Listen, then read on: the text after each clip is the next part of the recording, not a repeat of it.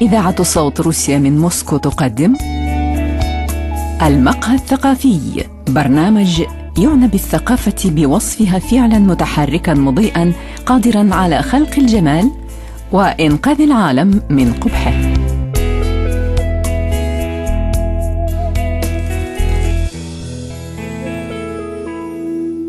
الشاعر المصري سامح محجوب، أحييك ضيفا في المقهى الثقافي في موسكو. أهلا بك يا سيدي. هل يمكن أن نطل على أهم محطات حياتك الإبداعية للتعريف بك؟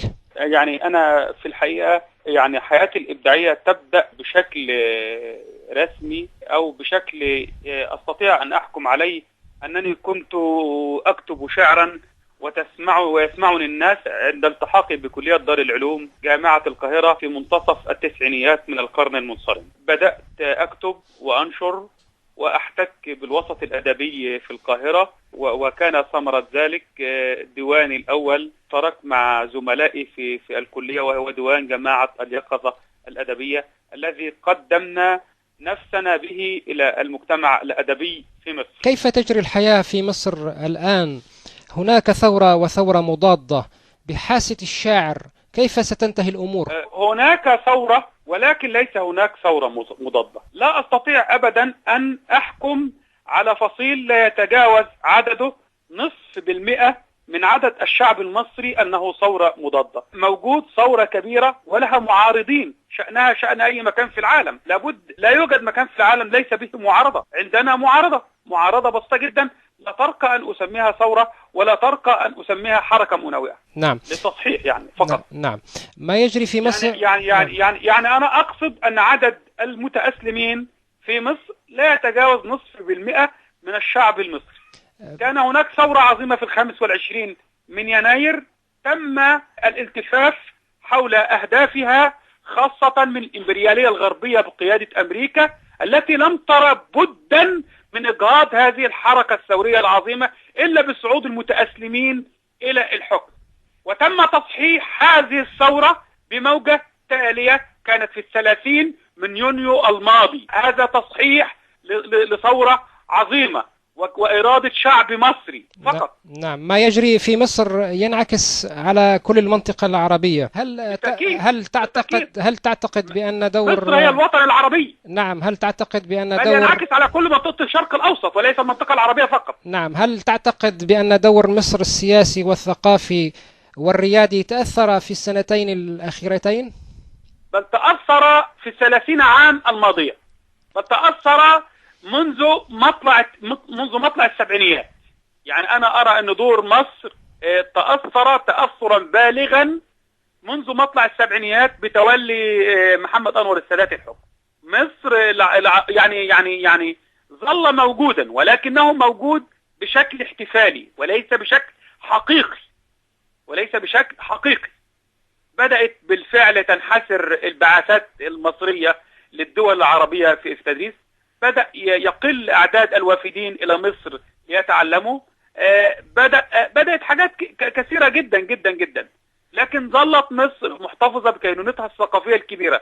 لكن هل انتشرت هذه الكينونة بشكل جيد في الوطن العربي في 30 عام الماضية وال40 عام الماضية؟ ليس بشكل جيد. نعم. المشهد الثقافي المصري يشير إلى أن بعض المثقفين المصريين يقفون ضد التيارات الإسلامية، هل تتفق مع هذا الرأي؟ شيء طبيعي جدا، شيء طبيعي جدا أن يقف المثقف الحقيقي ضد الفاشية الدينية. أنا بسميهاش التيارات الإسلامية، أنا بسميهم تحديدا المتأسلمين. يعني دعني أصحح معلومة مغلوطة دائما تثار في وسائل الإعلام الغربية. يعني أنا شخصيا بأرفض تماما تصدير هذه المصطلحات لنا في الوطن العربي. إن يقول لك في المتطرفين الإسلاميين، الميليشيات الإسلامية، وأن يطلقهم على اليمين الديني في أوروبا بشياكة شديدة جدا، اليمين المتطرف. ما هذه الشفونية؟ أنتم لديكم أصولية في أوروبا، أصولية دينية غاشمة وفاشية أكثر من هنا في الوطن العربي أو في العالم الإسلامي. أن تقولوا هنا المتشددون الإسلاميين، الإسلام دين عظيم ومستنير ومتحضر. أما أن يلتصق في ثوبه بعض المتأسلمين لأغراض سياسية وأغراض رأسمالية، فهذا يعني شيء طبيعي جدا أن يقف ضده المثقفون المصريون، ولكن المثقف بطبعه شخص ليبرالي، شخص يقبل الحوار. نحن ما زلنا حتى هذه اللحظة نفضل الحوار الهادئ لتفكيك هذا الخطاب الظلامي الفاشي الذي ساد في الأيام الماضية. دعنا نعود إلى الشعر. ما الذي تمنحه الثورة للشاعر؟ هل كتبت شيئا عن الثورة؟ بداية الشاعر ليس صحفيا وليس إعلاميا مهمته تسجيل الأحداث. الشاعر شخص يستشرف، شخص صاحب نبوءة، شخص صاحب رؤية. نجيب محفوظ ظل صامتا بعد ثورة 52 لمدة 7 سنوات، ثم كتب صرصرة فوق النيل. أنا بداية كتبت قصيدة كبيرة، ليس كبيرة في الحجم، كتبتها إبان الثورة المصرية، واسمها القيامة. لو أردت أن أقول لسادتكم بعض أبياتها أشرف. جزء بسيط لو سمحت. نعم. القيامة. نعم. القيامة: من رأسك المحني أم من ظهرك المكسور يرتفع النداء، صوت على صوت وأزمنة تشكل بين بدء وانتهاء. الآن تكتشف الضروب حقيقة الكلمات حين تصير مزولة ومشنقة وبابا للسماء. أمسكت صوتك باليمين وبالشمال، فتحت للنهر الشوارع والبيوت، يوزع الخبز الحلال على المساء. جميل. الصوت صوتك واليدان وضحكة الشفتين والمطر المعلق فوق أكتاف الظهيرة سوف ينتظر الشتاء. نعم. الصوت صوتك والراجفون المرجفون يساومون عليك حراس الفناء. قامت قيامتها الحناجر والمواقيت استدارت للوراء. ردي على النهر التحية وامنح الآن البكارة من يشاء. جميل. يعتقد البعض من النقاد أن الثورة المصرية لم تنجب شاعرا لها بعد. هل ما زال الوقت مبكرا لولادة شاعر أو شعراء يؤرخون للثورة المصرية بالشعر؟ ليس مطلوبا أن تنجب الثورة شاعرا، لكن مطلوبا أن تنجب الثورة أو تكون الثورة هي طليعة حركة ثقافية عريضة على كافة المستويات، وليس على مستوى الشعر فقط. الثقافة العربية ليست الشعر فقط. نعم. أنا رغم أنني شاعر فأنا لست متعصبا للشعر. نعم. الثقافة العربية أوسع من فكرة الشعر. نعم. يعتقد أنا شايف أن الثورة في حد ذاتها هي طليعة حركة ثقافية سبقت الثورة. نعم. أنا شايف أن احنا مصر في ال10 سنين اللي فاتت أنتجت أجيال أخرجت روايات وأدب وشعر ومسرح وسينما. كانت الثورة نتيجة هذه الطليعة الثقافية. نعم. يعتقد بعض النقاد العرب بأن القصيدة المصرية لم تؤثر بحركة الأدب العربي قياسا بالرواية المصرية. الشاعر سامح محجوب هل يرى غير ذلك؟ أعد السؤال مرة أخرى يا سيدي. يعتقد بعض النقاد العرب بأن القصيدة المصرية لم تؤثر بحركة الأدب العربي قياسا بالرواية المصرية. الشاعر سامح محجوب هل يرى غير ذلك؟ لا أعتقد ذلك أبدا أبدا أبدا أبدا. ما المانع أن يكون الشعر والرواية؟ فكرة أن أنا أصدر الرواية هي في طليعة المشهد ونحن في زمن الرواية، أولا دي مقولة تافهة جدا ليس لها أي قيمة على الأرض حقيقة لأسباب منطقية جدا. لو سيادتك جيت هنا القاهرة واطلعت على أرقام إيداع الكتب التي تطبع في مصر ستجد أن عدد الروايات بالقياس إلى عدد الشعر هزيل جدا. ثم نحن في الأصل أمة شاعرة ولسنا أمة ساردة. السرد أو الرواية الملحمية أو الشعر الملحمي دي فكرة غربية. الغرب سبقنا في الرواية وأنتج روايات عظيمة ونحن بالنسبة لهم تاليين. أما نحن في الشعر فأنا أستطيع أن أقف بأبي العلاء المعري أمام كل شعراء الغرب. نحن أمة شاعرة. أن يأتي ناقد مصري ويردد مقولة قالها ناقد أساسا غربي بالأساس ويقول أن نحن في زمن الرواية وأن الرواية هي اللي هي صاحبة التأثير، هذا شيء غير حقيقي. ودليل أيضا منطقي أن الثورة المصرية أثناء وجودنا في الميدان كنا نردد شعرا وكنا نغني شعرا.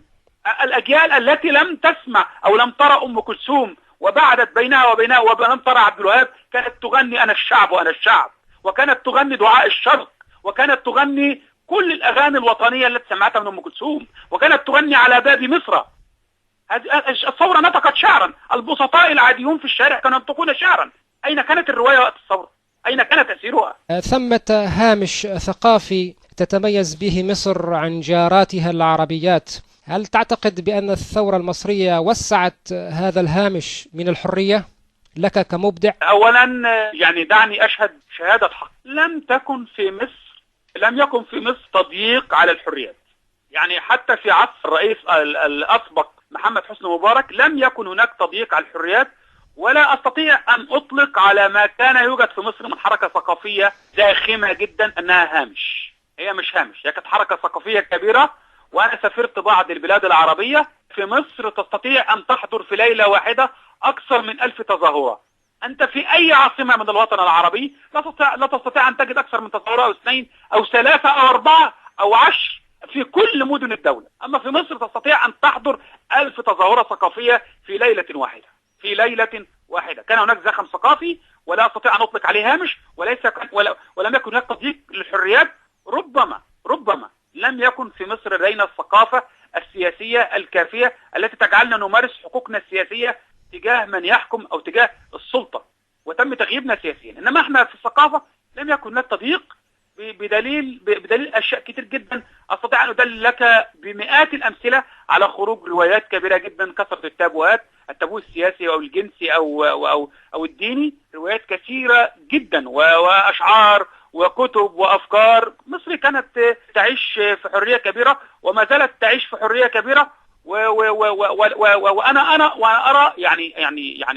أرى أنه لولا هذه الحرية ما كانت الثورة. ما العلاقة برأيك بين الحرية والإبداع؟ هل يمكن أن تكون مبدعا وفي داخلك شرطي أشبه بالرقيب؟ لا يمكن طبعا. وأخطر أنواع الحرية وأخطر أنواع الرقابة هي الرقابة الذاتية التي يفرضها الإنسان على نفسه. يعني أنا شخص أرى أن المبدع الذي لا يستطيع أن يكون حرا بشكل كامل في داخله لا يستطيع أن ينتج نصا عظيما وفارقا نهائيا. لابد نهائيا. وكل الذين يبدعون ويضعون على ذواتهم قضبانا عالية، يعني مبدعين نصف قيمة ونصف إنسانية ونصف كل شيء، وهؤلاء وجودهم في الحياة مرتهن بوجودهم البيولوجي فقط ودون مزيجهم كتير جدا في الحياة. نعم. يعني دعني أضرب لك مثلا أمل دونكل عاش 40 عاما وكتب 5 أو 6 أو 7 دواوين شعرية، ولم يأخذ أي جائزة في مصر، ولم تطبع كتبه في مصر إلا بعد رحيله، لكنه ظل باقيا لأنه كان شاعرا حرا. أما الذين جايلوه وما زالوا حتى الآن على قيد الحياة هم أحياء أموات لأنهم ليسوا حرا. ما جديدك الشعري؟ أنا يعني أحضر الآن إلى طباعة ديوان جديد، اخترت له اسما مبدئيا اسمه أكلما أحببت امرأة سميتها سلمى. هل ممكن أن نختم بقصيدة قصيرة لك؟ يعني أقول لك ورد صغير جدا في سطرين اسمه من قصيدة طويلة جدا، يعني اسمها لم أستقر على الاسم. أقول فيها تجلى لذاتي، تجلى لذاتي، فذاتي لذاتك ظل وذات الوجود احتمال. شكرا. تجلى. نعم تفضل. جميل. نعم يا فندم. تفضل أكمل. لا يا فندم، هو مقطع الأخير من قصيدة أكتبها يعني حاليا، حتى الآن هي في بروفات الكتابة، فأنا اختصت حضرتك يا دكتور عيسى بها يعني. نعم، أنا أشكرك الشاعر وأنا يعني إن شاء الله يعني أنا بشكرك على هذا الحوار الضافي الجميل المثقف المستنير يعني. الشاعر سامح محجوب، شكرا جزيلا لك على هذا الحوار. أشكرك يا دكتور عيسى وأشكر الإذاعة المحترمة وشكرا لحضرتك. شكرا لكم. شكرا. من إذاعة صوت روسيا قدمنا لكم برنامج المقهى الثقافي.